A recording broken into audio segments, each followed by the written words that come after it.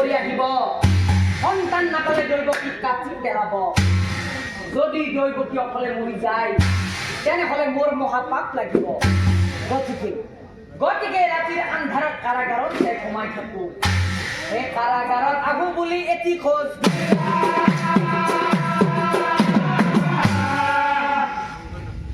কিবা এটা বকু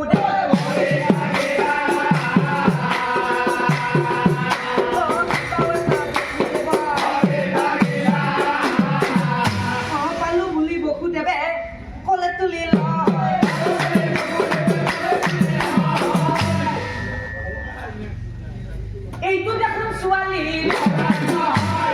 এইটো দেখোন ছোৱালী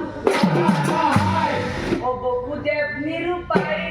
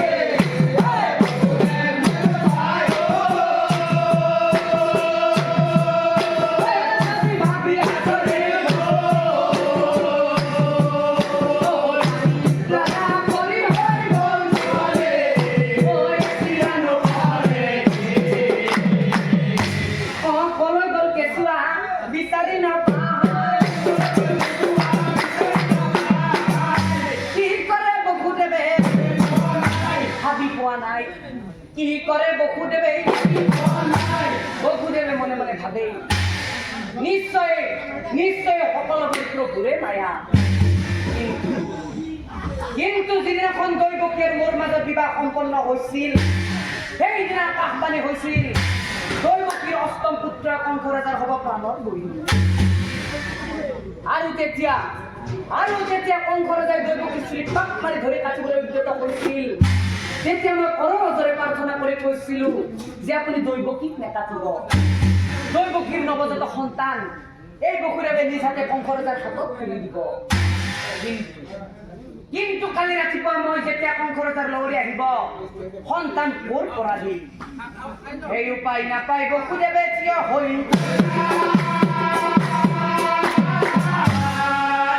মনৰ দুখত বকুদেৱে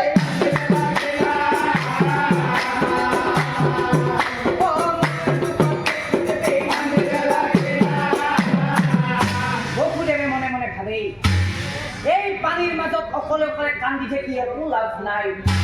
এই কাৰাগাৰত আহো বুলি এটি খোজ কিবা এটা পানীৰ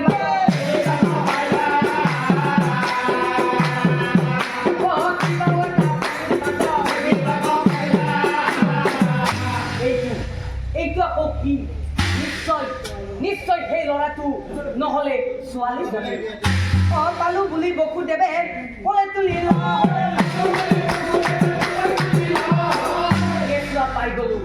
কেঁচুৱা পাই গলো এইবাৰ এৰি দিয়াত নাই কিন্তু এইবাৰ দেখোন কেঁচুৱাটোৰ বহুত ওজন ৰাতিৰ আন্ধাৰত ভালকৈ একো দেখাও নাপায় চাৰিখন হাত চাৰিখন ভৰি দুটা কেঁচুৱা পাইছে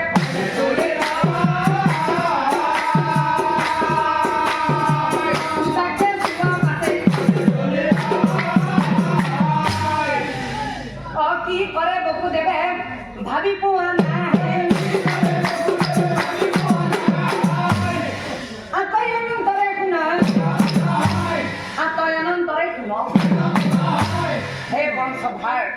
মাংসগী ৰাইজ এতিয়া প্ৰশ্ন হ'ল জন্মৰ দিনাখন বাৰু কেঁচুৱাটো সঁচাকৈ পানীত পৰি গৈছিল নেকি আৰু যদি পানীত পৰি গৈছিল তেনেহ'লে কিয় পানীত পৰি গৈছিল দ্বিতীয়টো প্ৰশ্ন বকুলেৰে বিচাৰি বিচাৰি এজনী ছোৱালী বিচাৰি পাইছিল সেই ছোৱালীজনী বাৰু কোন আছিল সেই কোন আছিল কেঁচুৱা অ ছোৱালী কোন